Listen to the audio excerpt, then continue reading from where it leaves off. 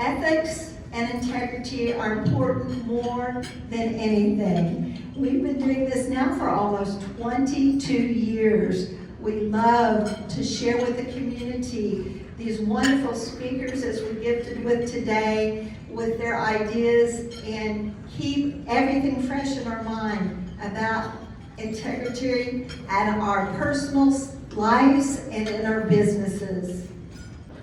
David Chen spoke a couple of years ago, and we begged him to come back, and he is so wonderful. He said, sure, I'll come. He's always energetic and willing to share.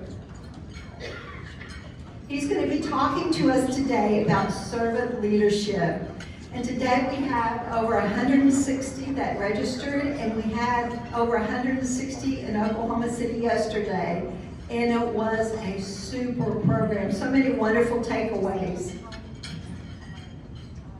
And we have a wonderful new, fairly new member that's going to be presenting our guiding principle.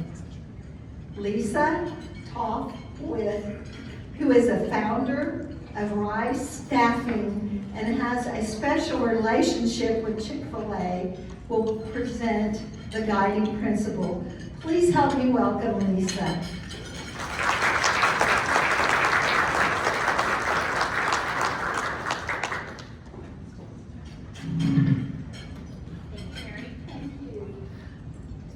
Hi, I'm Lisa Toth, as Mary said. I was really excited to come here today for this particular event because about a month ago, a man named Richard Frawley, who's one of my friendly competitors in the job finding field for people with different abilities, called me up and said, Lisa, you've got to do a show on David Chen and one of our new employees, Sully. And I said, whoa, that would be great. And so I saw the opportunity today, and I told Mary this would be a good time for me to come and do a speech. So I'm happy to be here. Can't wait to hear what David has to say. And I'm going to tell you how Rice Staffing follows the ethic, and we're going to talk about trust. At Rice Staffing, we believe trust is not something you ask for. It is something you earn, protect, and continuously renew. Trust is the foundation of everything we do, with our clients, with our candidates, our partners, and our community. Today, I want to share how we intentionally live the ethic we call inspired trust. First, we speak the truth with integrity, objectivity, and fairness to all persons. Rice Staffing was built to serve individuals who have talent, potential, and value, yet are too often overlooked. We are honest about both possibilities and challenges. We never oversell a candidate, and we never misrepresent an employer. Instead, we bring transparency to every conversation. That means being clear with employers about what inclusive hiring truly requires, and being equally honest with our candidates about workplace expectations and growth opportunities. Integrity isn't always the easiest path, but it's the only one that leads to lasting success. Second, we hold ourselves accountable by consistently honoring our word. At Rice Staffing, if we say we're going to do something, we do it.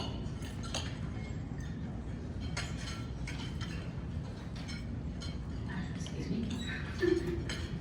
When we commit to supporting a candidate beyond placement, we follow through. We promise an employer quality, preparation, and ongoing support. We deliver that. Accountability isn't just about contracts or performance metrics, it's about relationships. We understand that many of the people that we serve have experienced broken promises in the past. Some have been hired and quickly let go. Others have been excluded without explanation. That's why our word matters. Every commitment we make is a promise, and every promise is a responsibility we take seriously. Third, we extend trust abundantly to those who have earned it. Trust at Rice Staffing is reciprocal. We believe in the abilities of our candidates, even when others may doubt them. We trust our job coaches to advocate with compassion and professionalism, and we trust our employer partners who demonstrate a genuine commitment to inclusive workplaces. That trust allows us to build bridges rather than barriers. It allows candidates to grow in confidence, employers to grow in capability, and workplaces to grow in understanding. When trust is extended generously but wisely, it becomes a catalyst for transformation. Fourth, and perhaps most importantly, once trust is earned, It will not be taken for granted, manipulated, or abused. We don't treat trust as a transaction, we treat it as sacred.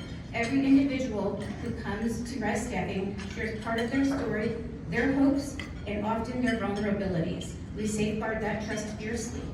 We never use people as success stories without consent. We never place someone in an environment that doesn't respect their dignity, and we never prioritize profit over people. Because once trust is broken, opportunity is lost, and our mission is to create opportunity. In closing, Rise Staffing exists to prove that ethical employment practices are not only possible, they are powerful. By inspiring trust through truth, accountability, earned confidence, and respect, we are changing not just hiring outcomes, but lives. And when people trust the process, trust the workplace, and trust themselves, everyone rises. Thank you very much.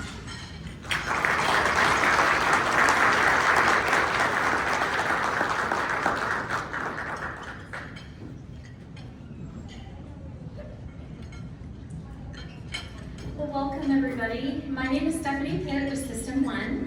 I am actually our board president, so I'm stepping in for April, who's not able to be here today. She's one of our membership chairs. So I wanted to wish you guys a very happy belated Valentine's Day. As we celebrate connections this season, we wanted to take a moment to express our appreciation here for all of you. Your dedication to fostering integrity and ethics in your workplaces is what makes this consortium so special. Today, we're driving into the challenge topic of when servant leadership isn't enough. We're incredibly grateful to David Chen sharing his insights on how we can take our leadership to the next level when traditional approaches hit the ceiling. Remember, OK Ethics is a membership-driven organization, and your involvement is essential to our success. If you're visiting today or considering a membership, please make sure that you get with Mary or myself or any one of our other board members. We really want to strive to bring as many people to this organization as possible, just because ethics is so important to our communities and our organizations in business.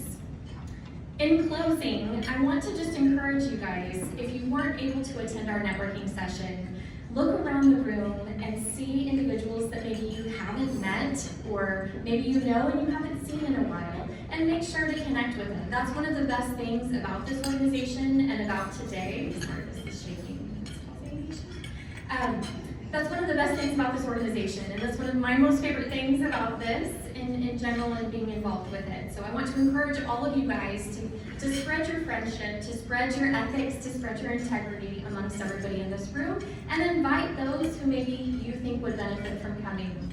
Thank you very much. I'm going to have Eric come up and talk about programs.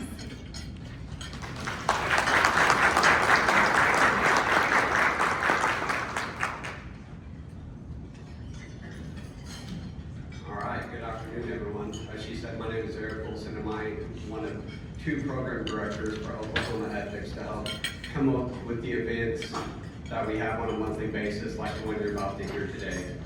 Some of our upcoming programs, we're going to have an extraordinary lineup of thinkers and leaders who will illustrate what it means to lead with clarity, courage, and integrity. David Chen is here today. Mary's already said a few words about him, but we're going to learn about servant leadership today and how that can cast compelling vision to our teams and our companies. Next month in March, we're going to have Vice Admiral retired Chen come out and talk about behaviors on the battlefield and what it's like to lead and have ethics and integrity put on the forefront and leading under pressure. In April, Paula Shannon's going to be here speaking about integrity by design, and she's going to reframe how ethics should be a part of a daily leadership discipline rather than a crisis response.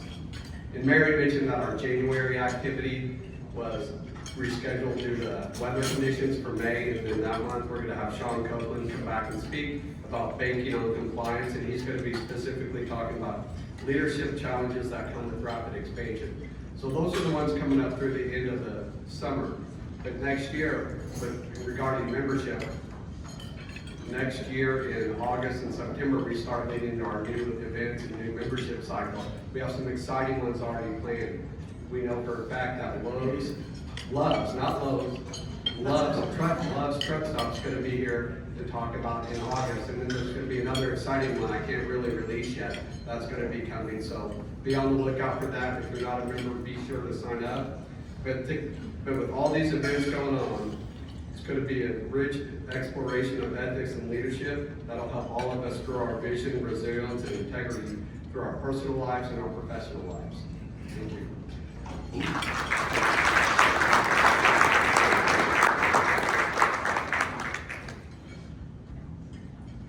This is Vice Admiral Pybus for the folks at Oklahoma Ethics.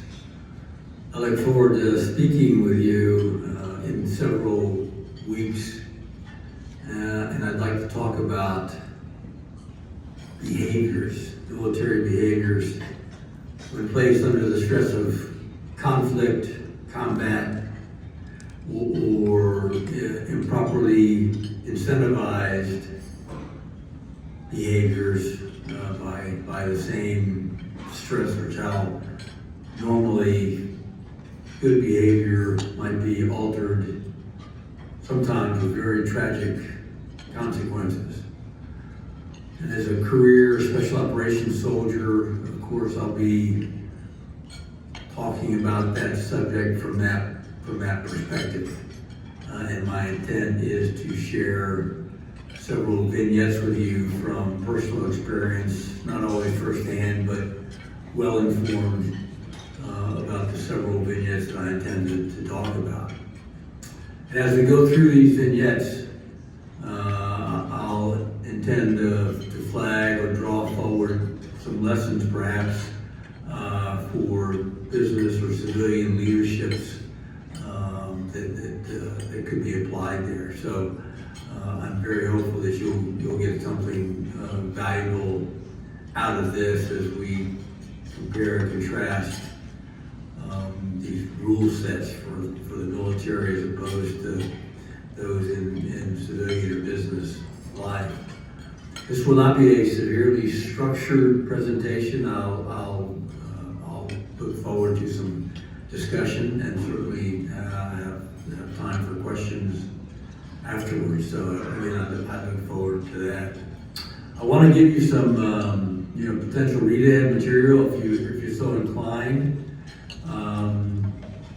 I'll be referring to the SEAL ethos. I was a Navy SEAL, but so there is a rule set there. It's called SEAL ethos. You can look that up. I'll reference that. I'll reference the lone survivor story, which is the story of Marcus Luttrell in Afghanistan, who literally became the lone survivor. There's a book out by that title, but you can Wikipedia that story if you want to drop through it very quickly. Another episode that I'll talk about is the Tongo ambush of U.S. Army Green Beret in Africa in 2017. Tongo ambush. The SEAL Eddie Gallagher, his story, if you will, a very colored one, but it's nonetheless, I think there's parts of that that are informative for what we're going to be discussing. And then finally, if time allows during the presentation, the Achille Lauro ship hijacking of 1985. So, personally involved in that, there's some lessons to be drawn from that too. That's the Achille Lauro ship hijack. That ship being an Italian flag that the U.S. responded to after it was hijacked. So, just some things to do some research on. Otherwise, I very much look forward to having a discussion with you all, and gives me the opportunity to get back home where I still have a family in Stillwater. So, with that being said, look forward to seeing you. Thanks very much. I'll see you soon. Well, I hope that you join us next month. But today, I get the honor and pleasure to introduce my friend David Chen. But before I do that, I was thinking about this, and I don't know if you've ever wanted to go to lunch, and then you go to Chick-fil-A, and then once you get there, before you realize you're 20 cars deep into a drive-through lane. And then 3.5 minutes later, you have a warm bag of waffle fries, a perfect order, and somebody says, "It's my pleasure," and they mean it. And you're like, how do they do that, right? And so today, you get to meet the man behind this symphony. So David Chen is the owner and operator of Oklahoma's highest volume Chick-fil-A in the state of Oklahoma. And recently he opened his second Midtown location. I don't know if you've been there, you need to. I know they have a friendly competition in which one does better, so you need to visit the Utica one, right, to get those numbers up. All right, so here's some background on David. David graduated from Georgia Tech with a degree in chemical engineering. After college, he served 2 years as a missionary in East Asia. He also earned a master's in cross-cultural leadership. He supported refugee settlement. He worked in ministry and nonprofit leadership, and he was also a leader for Starbucks. So when we talk about ethics and service and influence, it's not just a branding statement for David, it's his life story. He knows what real great leadership looks like, and he built it here. So I want to share a couple of fun and interesting accolades that he's had. Over 7 million guests served, over 1,000 team members employed, millions donated back into the Tulsa community, named Oklahoma's magazine Best of the Best, voted Tulsa's most kid-friendly restaurant. My kids can attest to that. Finalist for the Oklahoma Caring Awards, and earned Chick-fil-A's Symbol of Success Award twice. And I learned this yesterday. As a second location owner, he's part of the 10% of all owners who own more than one location. And just to make the rest of us feel like underachievers, he was also recognized as one of Oklahoma's 40 under 40. And I could keep going, but I'm gonna stop there. But here's what I love the most. His vision is about selling more chicken. It's this, it's to have a positive influence on all who come in contact with Chick-fil-A. It's not just customers, it's people. It's the 16-year-old who just started his first shift. It's the parents who are struggling with the kids in the back. It's the nonprofit who's looking for their funds. It's the city watching how leaders use their power. So before he joins us, I want you to see what that looks like in action. So we're going to show a short video here.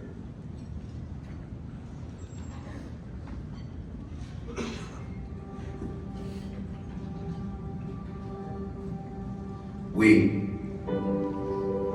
cook, but we don't just serve sandwiches, we serve meals, made from good ingredients, warm and cared for from the time they're cooked to the moment they're served. We prepare, but not just a meal, an experience. Everything we do is with the greatest of care. A clean table, a pair of pickles laid on a bun just so. Our love is wrapped up in the little things, the in-between things that aren't said but are always felt. We believe with all our hearts that kindness is a higher calling. We want to know people, to nourish them. We love seeing individuals, teams, and communities brighten lives by caring for others. We build on a legacy of one man's pioneering spirit, his faithful stewardship, his vision that being your best requires hard work, that local ownership isn't just unique, it's the best way to do business, and that giving generously can help good to grow. We are more than a restaurant. We're a home.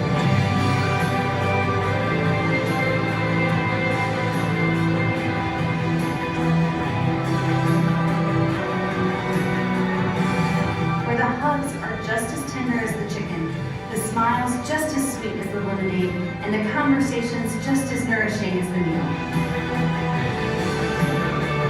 To those we serve, and neighbors, Friends, family. We are Chick-fil-A. We are Chick-fil-A. We are Chick-fil-A. We are Chick-fil-A. We are Chick-fil-A. Let's give a warm welcome to David Chen.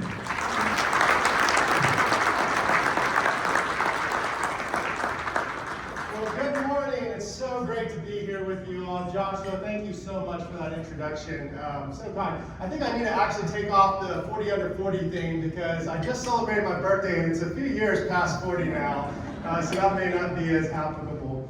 Hey, it's such a pleasure to be here with y'all. When Mary mentioned, would you come back and speak again to our Oklahoma Business Ethics group, I immediately cleared my calendar because when I think about a group that is committed to ethical behaviors and integrity in their businesses, and I think about a group that just doesn't listen to what people have to say, but actually take it and apply it into their organizations, into their businesses, I think of this group. And so really it is an honor for me to be here with you today. So we're going to have a very interactive session today. So we're going to start off first by show of hands. Who has actually been to one of our locations at 41st and Yale and South Road Shopping Center or 13th and Utica? Raise your hands if you've been to.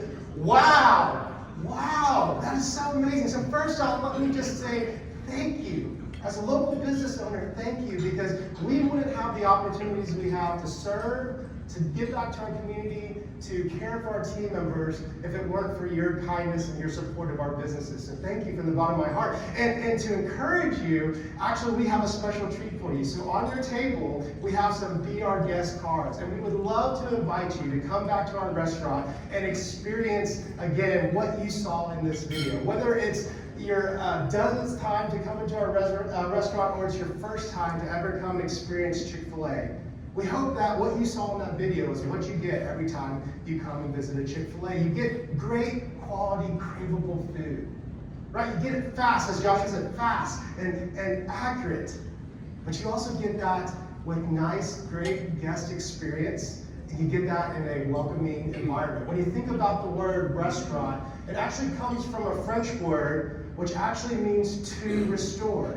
So if you think about that, that's what a restaurant is. It's a place for restoration, physically, emotionally, spiritually. And so that's what we hope that you all get when you come and visit our restaurants. And so let me start off today and just give you a little bit of an introduction to myself.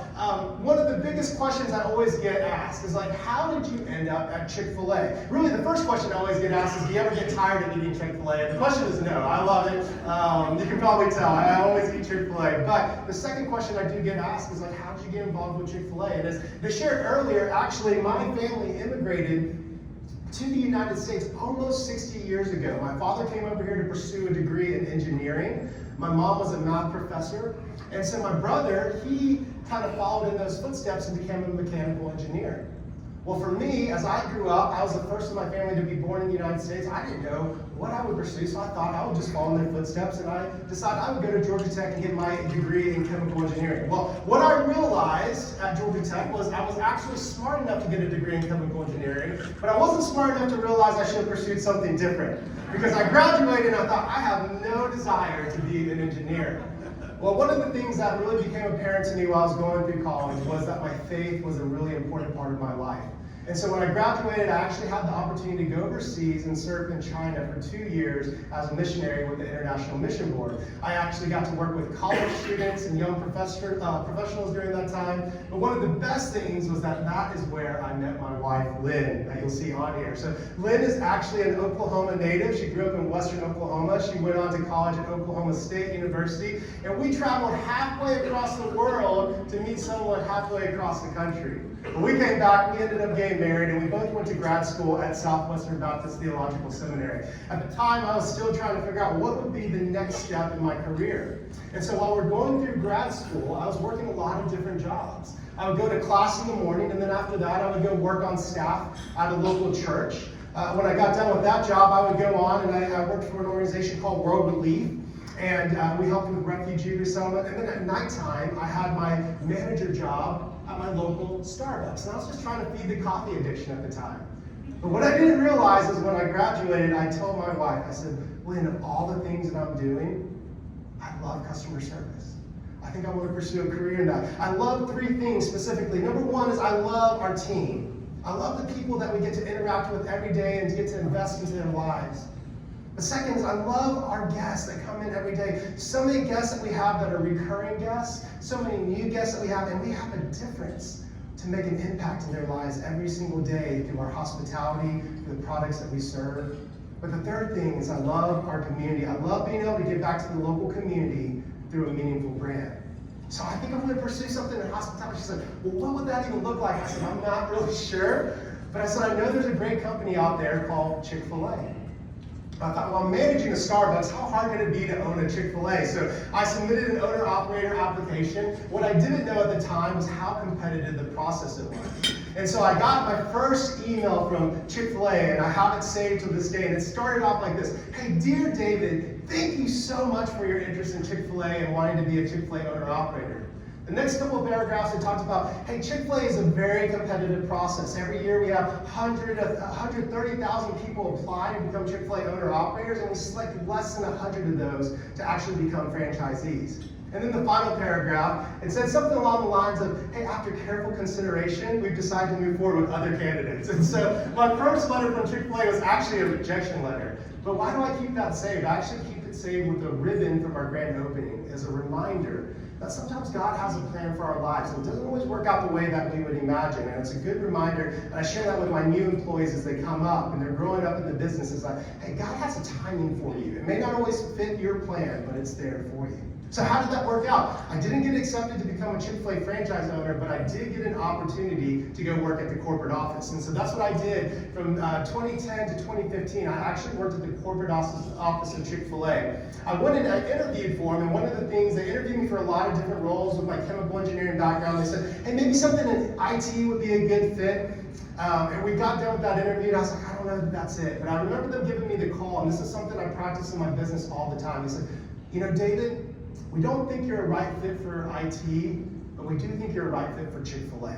And we want to figure out what the right opportunity is for you. And that's what I challenge you on. When you think about your businesses, it's like, who are the right people to fit into your business? Who are the right people to fit into your culture? Because if you find those people, man, you can teach them a lot of different skill sets, right? And so that's one of the things that I take into my business today. And I had an opportunity. They said, we think we would like you to go and help us recruit franchise owners in low awareness markets. I thought, well, that's funny because you guys just turned me down to be a franchisee. Now you want me to actually go recruit them for you. But what an experience that was. I got 5 years just learning about what it meant to be a Chick-fil-A franchise owner. I got a chance to spend a lot of time with the founder, Troy Cathy, and his family during that time that really just made me into the franchisee owner that I am today. So after 5 years of spending at the support center, I finally realized that I still have this passion for hospitality, to be in the restaurant. And so in 2015, my wife and I decided we're going to move back home to Oklahoma, and we're going to start a franchise at South Road Shopping Center at 41st and Yale. So we have been there. We just celebrated our 10-year anniversary, and this last year we actually had the blessing to open up our second location at 13th and Utica.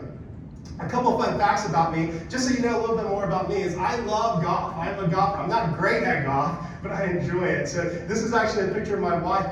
In 2022, we actually had a chance to go to all 4 golf majors. It was like our little fun treat. So obviously the PGA Championship was in Tulsa that year, and we actually finished off that year going to St. Andrews and getting to see the Open Championship. So what a fun treat that was for us. The other thing is I am a foodie. I love great food, and we're constantly trying out, going to eat dinners with our team members and going to eat dinner with friends. I love great restaurants in the Tulsa area. But then the third thing is I am an extremely creative person. I love to do fun things. So if you're on any social media, or your kids are on social media, I guarantee you I have them beat as far as like social media content. I'm always out there trying to post things. So go look it up. You can find all sorts of fun videos of my family, of our business, and Chick-fil-A, and everything that we do.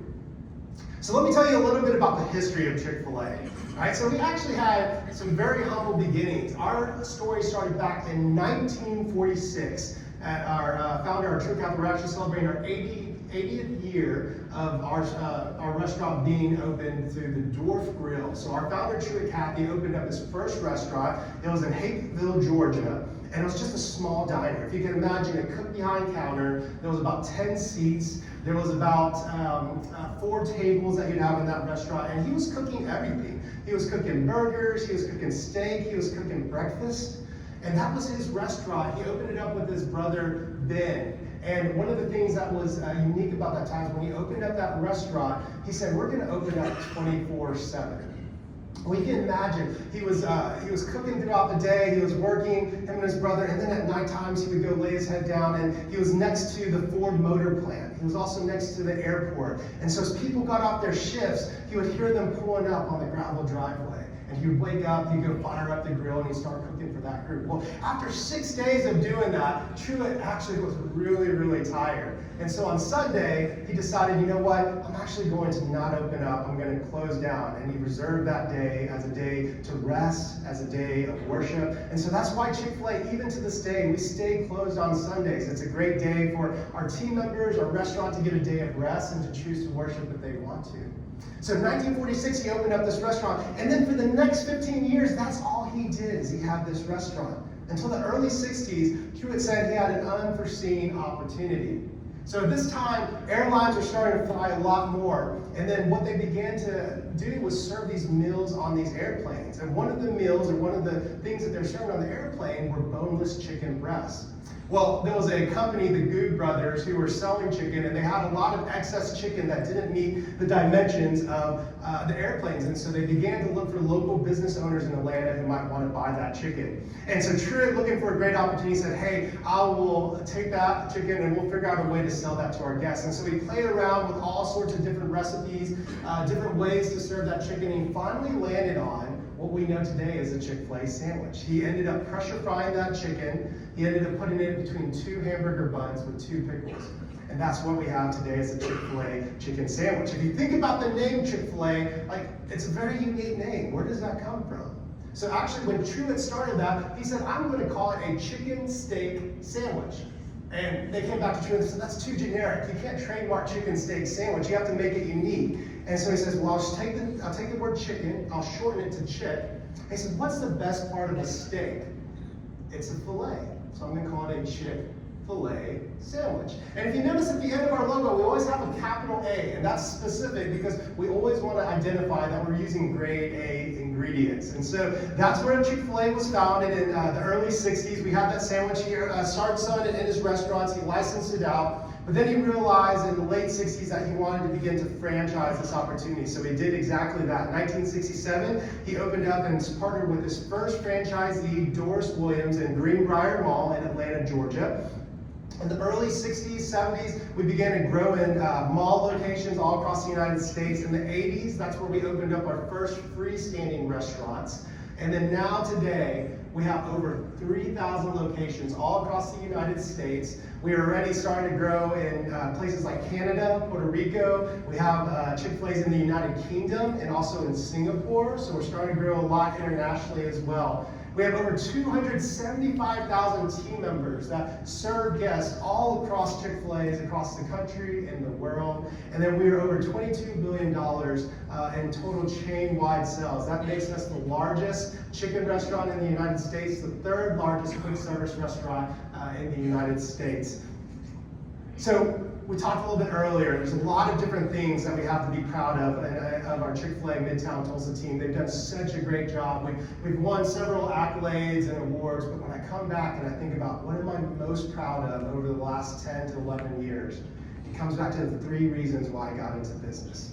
Number 1, it's our team. Since we've been open, over 1,000 team members that we've been able to employ and be a part of their leadership journey at our Chick-fil-A. A lot of them have stayed on and they've grown in leadership within our business. A lot of them have gone on into other industries, and some have gone on to become teachers, to go into the medical field. Some have gone on to be business leaders in other industries. I'm so proud to be a part of their lives. When I think about our guests, over 7 million guests who have dined in our restaurants. And I tell my team all the time that these are individual stories that we get to have a positive influence in their lives. I can't tell you the number of times that people have come from the hospital, visiting a family member, visiting a friend, maybe going and having a personal doctor's appointment, and maybe they're on the bad end of a diagnosis or getting some bad news. And the difference and the opportunity we have to make an impact in their lives just by giving them a smile and making their day just a little bit better. I had another story the other day. A guest sent me an email. They said, hey, we want to celebrate with you. We're actually celebrating our wedding coming up, and one of the things that we were reflecting on was our first date was actually at Chick-fil-A. And all the memories that we have over the years of Chick-fil-A being a part of our story, we get a difference to make an impact in people's lives. And then I think about our community, all the chances that we have to partner with our local community. Millions of dollars we've been able to donate in in-kind donations. And I was talking to some people earlier from the Tulsa Dream Center. One of the things that we get to do now is all our excess food that we don't get to utilize in the restaurant, we get to donate to the Tulsa Dream Center. And they turn those around to make hot meals for those in need in our local community. Those are the things that I'm most proud of. So, as we think about this question, last time I was with you, said, what is the secret sauce, right? And we're not going to spend a lot of time talking about this today because that was what we talked about last time. But the simple answer is, it's our people, right? In any organization, your differentiator is going to be your people. And so last time we talked about this book by Mark Miller, and we say, how do you attract and how do you retain top talent in your organization? And we said there's three things mainly that you have to do to attract and retain top talent. Number one is that top talent, they want to feel cared for. They want to feel valued. They want a better boss, someone who really and truly sees them as an individual and not just as a number. But number two is they want to be able to grow. They want a brighter future. They want opportunities to come and join your organization and be developed and go somewhere else in their career than just where they are.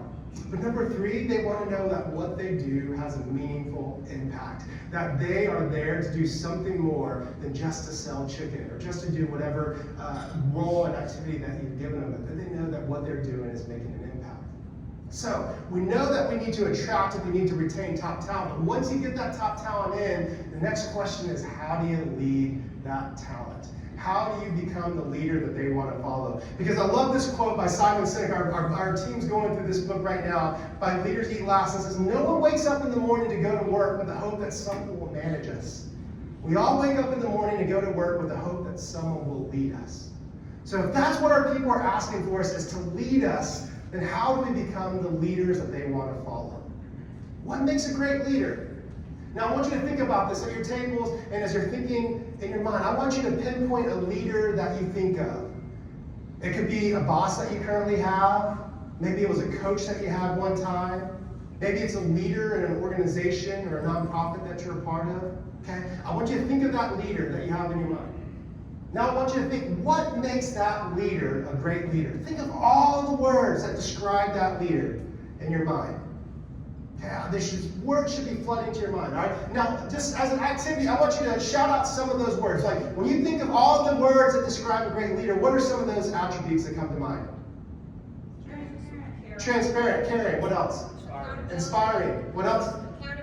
Accountability, trust, right? We could do this all day long, and we could sit in this room, and I guarantee with this many people, we could come up with hundreds and hundreds of words that describe a great leader.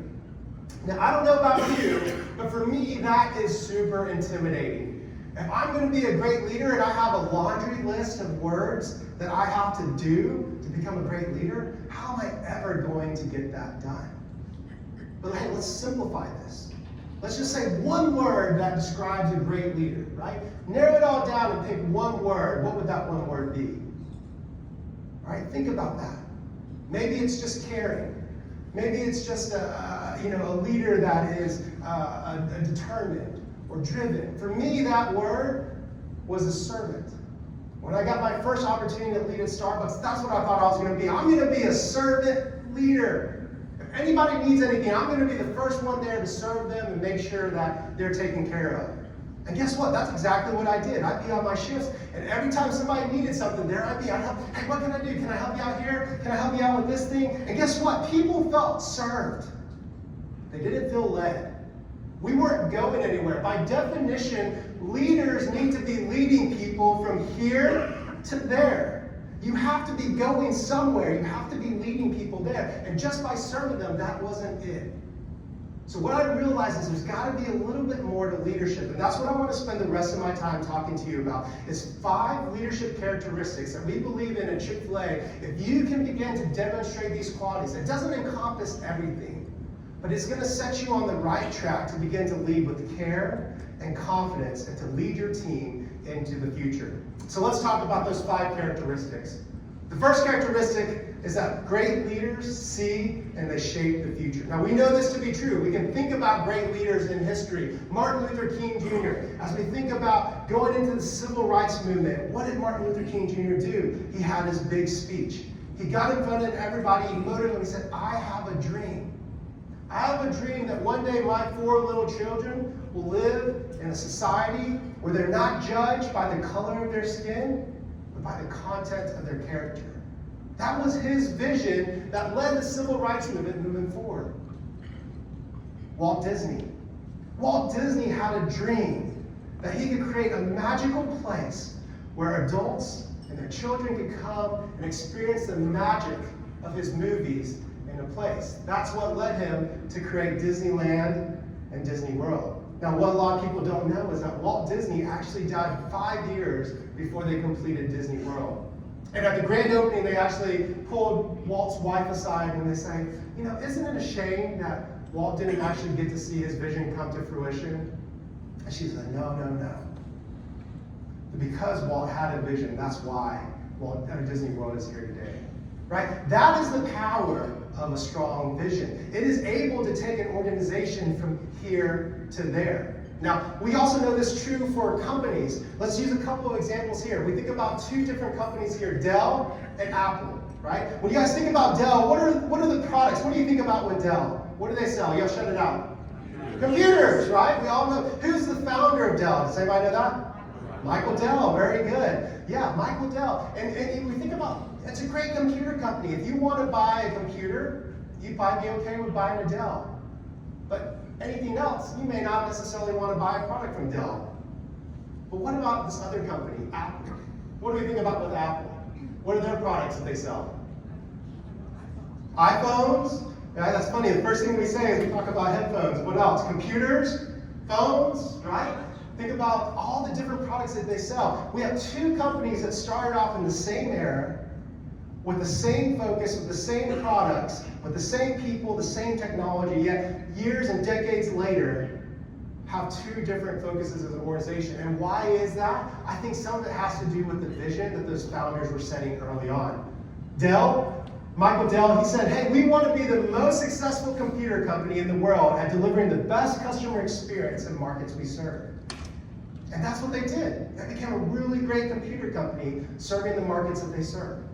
But what did Apple do? Steve Jobs said, Apple is dedicated to the empowerment of man, to making personal computing accessible to each and every individual, so as to help change the way we think, work, learn, and communicate.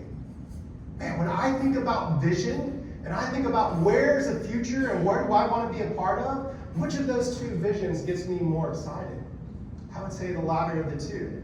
So what was the vision for Chick-fil-A? What's the vision that we have currently today? Oh, I'm sorry, let me share this one thing here. And this is actually a great example. So my family, we love to do puzzles. And around the holidays, we always enjoy getting together and doing different puzzles. And years ago, I had a chance to go and teach this leadership class in India. And what I did is I took the puzzle, this bag of pieces here, and I dumped it on a table and I said, all right, let's put this puzzle together.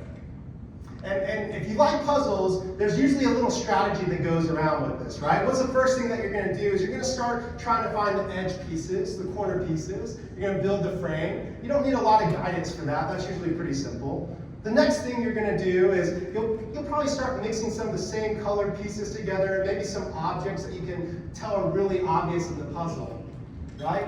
But at some point, what do you have to do to put this puzzle together? What do you need? You need the picture. You need to know, what am I putting together, right? What is the final image that I'm actually trying to create? That is what a great vision can do for your organization. And what I love about this is when you have a clear picture, it does 2 things. Number 1, it gives everybody an opportunity to know where they fit into the bigger picture. It gives everybody a chance to know, like, this is how I'm supporting the bigger vision. But the other thing it does is that what happens when you get to the end of a puzzle, right? And what is that dreaded thing that always happens is I'm missing one piece. I'm missing one piece. And what is that piece? When when you have the vision, you can see exactly what that piece is and why it's crucial to the organization. It lets everybody know that even the littlest things that you do in our organization make a big impact. So that is the power of vision. So what is the vision at Chick-fil-A? We simply say that our vision is that we exist to have a positive influence on all the contact with Chick-fil-A. We've talked about this. We want to have a positive influence on our team members, on our guests, and our community. But this isn't just a vision that we came up with. This is a vision that was instilled so many years ago with our founders. So let's take a quick video watch.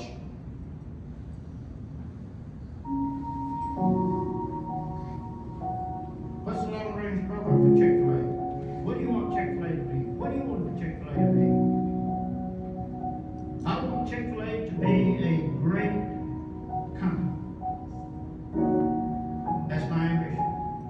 But you have to understand that a great company is a caring company. That we touch many lives in our Chick-fil-A through contact with our employees, with our customers, and other people. We have a great opportunity to use our influence to influence the lives of other people. And I hope it would be for the influence of good. I love those last words. We have a great opportunity to influence the lives of other people. But I hope we would do it for the influence of good. So why do we exist at Chick-fil-A? We exist to have a positive influence on all who come into contact with our organization. So great leaders, you have to be able to see and shape the future. You have to be able to tell people who are here, where is there and where are we going? But the other thing great leaders do, the second characteristic, is you have to develop people along that journey. Great leaders know where we're going, but we're also engaging and developing our people along that journey. I shared this story. It was about a year and a half into owning my Chick-fil-A. And for a little bit of context, what we were doing is we do every year an Employee Appreciation Week, usually around that January time frame. It's a time where we bring in food outside, cater, we'll even cook pancakes for the team members. And this year, specifically, my wife and I, we were washing our team members' cars. I mean, yeah, we were going above and beyond, we thought, right? And so they'd bring their cars in all day, we would detail them, we'd wash them, and we'd give them back. Hey, we love you, we care for you, here's your new washed car.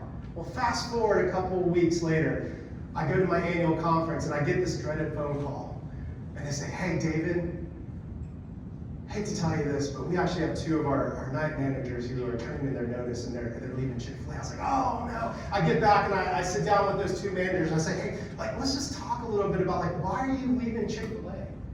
And they said, if we're just being really honest, David, we just don't feel valued here. I said, you don't feel valued? I was like, we just washed your car. How do you not feel valued? And they said, well, what we really want is we really want more development.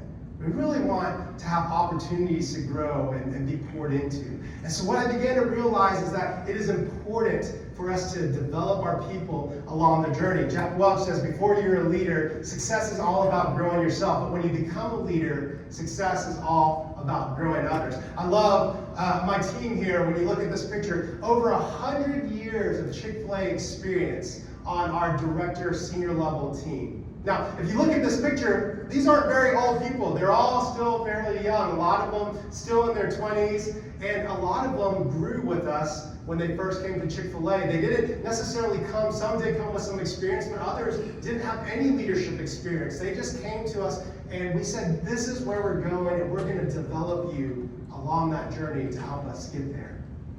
I love this idea when we think about leadership is a slinky, and my kids love playing with slinkies. They usually just like throwing them. They don't actually like playing with them the way they're supposed to be played with. But when you think about a slinky, what does it do? Right? One side goes, and then the momentum goes on, and down the stairs it goes. And that is what developing and leading other people look like. 2 Timothy, it says this, and I love this context, by the way, just so you can know a little bit what's going on. This is written by the Apostle Paul, and he's writing it to someone he's discipled named Timothy. And he says this, Timothy, the things that you've heard me teach, these things have been confirmed by many reliable witnesses. Now teach these truths to other trustworthy people who will be able to pass them on to others. And why I like this is because in this one passage, You have 4 generations of people being developed. And when I think about engaging and developing others, that's what it's all about. It's about continually developing and growing and pouring into people. 4 generations. Timothy, the things that you've heard me say, teach to other people who can then teach them to other people.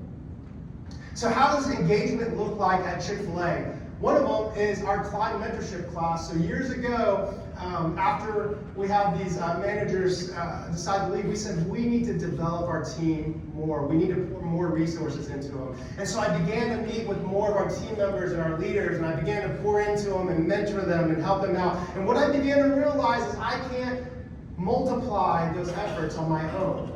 Maybe I can have a couple people that I mentor, every couple of months, things like that, but I was never able to maximize my efforts. So I began to take all the resources and things that I was teaching, and I began to teach those to other leaders. And I said, hey, now I want you to go and teach that to somebody else. And we began to create these formal leadership classes.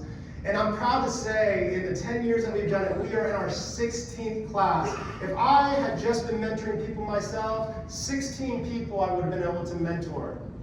But this next class that we will have over 155 individuals who've been personally mentored through our organization because we're willing to pay it forward. And if you don't think there's fruit on that, let me just give you some quick statistics on that. So of those 155 people that have gone, over 60% of them have gone on into some type of leadership role in our organization or outside of our organization. Over 90% of them have stayed on with Chick-fil-A a year additionally after they completed that mentorship program just because they felt invested in. That's the power of engaging and developing people. But we also want to engage and develop people around our mission and our vision. We talk about having a positive influence. I told you earlier about the shared table and our partnership with the shared table. And so yes, we donate a lot of food, but for our team members, they just see that food go out in bags to go serve this organization, but they didn't really understand what that all looked like. And so once a quarter, we'll actually take our team members to go volunteer. And they get to see the chicken that they took down in the cooling process, and they get to see how that chicken is turned into dishes like chicken waffles or chicken stir fry. And then they get to go serve our local community through that. And all of a sudden now, they've been engaged and they've developed because they see the purpose behind what we're doing. They see the bigger vision. And then tonight, we're going to get to go and we'll celebrate our 6-month anniversary team members with a celebration dinner. We do this at every 6-month anniversary for our team members because we realize that is the time frame where they begin to wonder, like, hey, is this really where I want to stay? Is Chick-fil-A where I want to be, at least for this next season of my career? And so we take them in that moment, and my wife and my daughters and I, we all sit down and then we just say, thank you. Thank you for being here. Thank you for pouring your resources into Chick-fil-A. We see you, we appreciate you, and we're excited to be in partnership with you. Right? So I don't know what that looks like for your organization, but you have to engage, you have to develop your people. So if you see and shape the future, you engage and develop them. The third leadership characteristics is you have to reinvent continuously. Great leaders are always constantly thinking about how they can reinvent their organizations and their processes. We know the saying, if it's not broke, then what?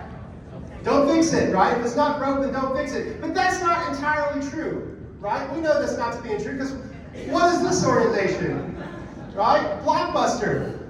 Blockbuster, when I was growing up, this was the place to be. And if we wanted to go rent, and we probably had VHSs back then, it wasn't these DVDs. But if we wanted to go out and rent a movie, that's what we'd do. We'd go to our local Blockbuster. They own the corner on movie rental experiences. But then what happened? In the late 90s, early 2000s, there was another organization that began to come around. That organization was Netflix. Right? What did Netflix do? Netflix said, hey, we are going to start doing a subscription service. We're going to mail you DVDs in the mail, and you won't even have it instantaneously. You're going to get it like in a week or two, right? And it didn't seem logical at the time, so much so that Blockbuster even had the opportunity to buy Netflix and decided not to. But they didn't continue to innovate, right? And what happened is Blockbuster eventually died, Netflix grew, and they began to innovate, and then now they're the big streaming service that you have today. So it is important for us to innovate as organizations so we don't die, but it's also important for us to innovate as organizations so we can grow into the future. How many of y'all had this thing growing up? Right? You shouldn't raise your hands. I should have posted that. Right? But like we're running around and we have tape players, right? And all of a sudden the tape gets, and we got pencils out here. We're trying to get it going. And so we need some innovation there, right? And so what happens? We get the Walkman. I saw a video of this the other day. Somebody's like, oh, I just wanted the nostalgia of having a Walkman. And they got a Walkman and they start running and it's like skipping. And they're like realizing that like this actually wasn't great. And then what happened is Steve Jobs comes along and he says, I have a vision. What if we could get all these songs onto one device? You don't have to carry your portfolio of CDs anymore. We can get one device. And what he came up with is the iPod. Right? But even then, wasn't it? We could have stopped at the iPod. But what he said is like, what if we got it straight onto your phone? Now, who listens to music who's not listening to on their phone with their AirPods, right? So that's the power of reinventing continuously. That's what we try to do at Chick-fil-A. That's what we try to do at Chick-fil-A. If you think about our processes in our drive-thru, we talk about how fast it didn't start off that way. Our Chick-fil-A started off just like every other drive-thru starts off. You pull up to a speaker box, and you place your order. But what we realize is that processes don't always flow seamlessly. There's always something that can be a kink in the process. And what happens is when that kink happens down the line, you sit in the car behind, you see the person in front of you, they place their order, but they're not moving. And you see your order point right there, it's like, I'm ready to place my order, but I can't even get to you. What did we decide? Well, what if we can move that order point just a little bit down the line? And we didn't have iPads. The first time we ever did outside order taking, it was a team member on a headset with a notepad taking notes. Oh, you want a number one? Hey guys, we have a number one. Can you enter that into the register? Okay, here's your total. Okay, your total today is going to be, whatever it is. And that's how we did it. And then over time, we had more opportunities. We brought in more technology. Even to now, we are now leaning into mobile ordering, where we have a mobile through lane where guests can come in and you can place your whole order, come through, and never have to interact with the team member if you don't want to and get your food straight. Right? We're constantly trying to think and innovate. And I had this conversation with someone earlier. It's not just in our operational processes. We also have to do that with how we engage our team. Right? We always have to be thinking about how do we innovate? Because I guarantee if you're still doing the same things today that you were doing 5 years ago to engage and develop your team, I guarantee you those things probably aren't as effective as they used to be. Right? We have to be constantly thinking about how do we reinvent as an organization. The fourth leadership characteristic that great leaders have is they value results and relationships. They value results and relationships. Because honestly, we all have a bent. Right? We all have a preference of what we like, right? Some of us are very results driven, right? We're going to do whatever it takes to get the job done, to make sure that we succeed, that we win. And there's some of us that are more relationally driven. We want to just make sure everyone's included, everyone feels like they're a part, that there's no hurt feelings. And if you don't believe that, then maybe you can relate to this picture. Every year we have our annual picnic, and during our annual picnic we always have a tug-of-war contest. And there's always groups that start to form in our groups. You have the group on the left, right? Team Mean Green is what I'm going to call them. They probably thought about, weeks in advance. Let's coordinate our outfits. They're probably doing wall sits, getting ready and making sure they're prepared for this tug-of-war because they're not going to lose. They're going to take home the trophy. They're not bringing anybody onto their team who can't cut it. They are there just for one purpose, is to win. But then you got team high fives over here, I'm going to call them on the right? They're here to have a good time. Everybody's getting a high five. Everybody's having fun. We got a little 5-year-old that wants to come over here. You can be part of the tug of war, right? They want everybody. They don't care if we win. They just want to make sure everyone has a good time. We all have a natural bend towards one of these sides. And that's not naturally bad if we lean into the other side, but if we don't, there's a real danger in valuing one of those sides over the others. In a survey that was done to thousands of employees, they asked, if you have a leader that's just results focused, do you see them as a great leader? And they said 14% of them said that they would actually see that person as a great leader. Even less, 12% said they would only see somebody as a great leader if they are only relationally focused. But if 72% said if they had both relationships and results, they would see that person as a great leader.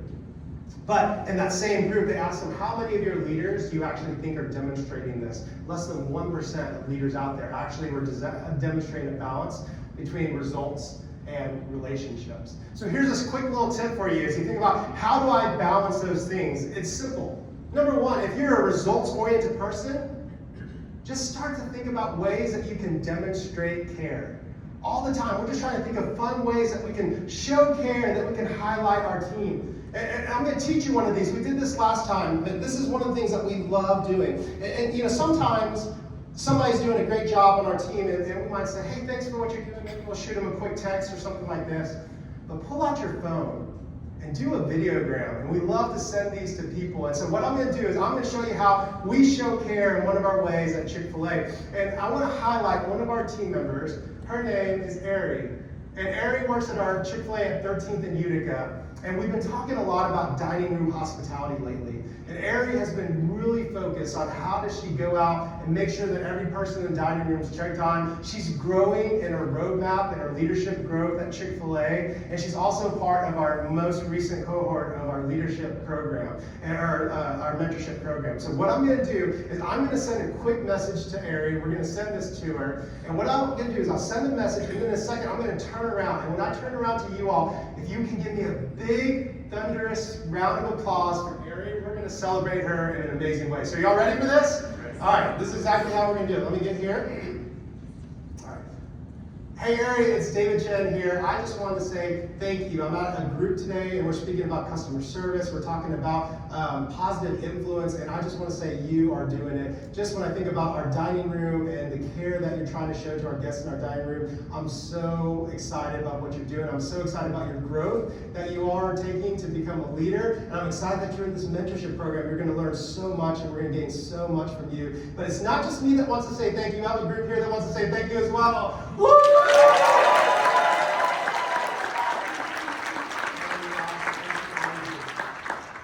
So it's that simple, right? I sent that over. I did that yesterday in Oklahoma City. I sent that over to our team member Ian, and it just brightened their day, right?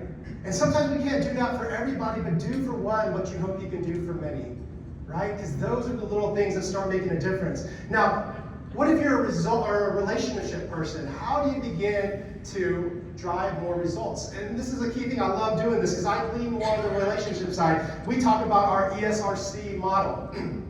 And this is simply to say, set expectations for your team. Sometimes we like to say, hey, something's not happening. You're not doing this right. We begin to point fingers, but what happens? When we point a finger, we point three fingers what? Back at ourselves. Right? And this is just a simple way to remind, hey, when something's not happening the way we want in our business, the result's not coming, number one is, have you set clear expectations for your team? Right? Have you set clear expectations for your team? I talk about like a simple example of milkshakes, right? If this milkshake's not being made right in the business, have I told you what the right way is to make a milkshake? But number two is, have I given you the skill sets that you need? Have we actually trained you, or did we just throw you on the line and say, good luck today, have fun? Or did we actually take you through the process to train you? Have you given them the skill sets they need? Third, have you provided them the right resources? Right? We can say, go make a milkshake, and hey, you're not putting the right proportions of cookies in here, but you know what, David? Our cookie dispenser has been broken for the last month. So we don't actually know how much is supposed to go in there. We've been just estimating it with a spoon, right? Are you giving them the right resources?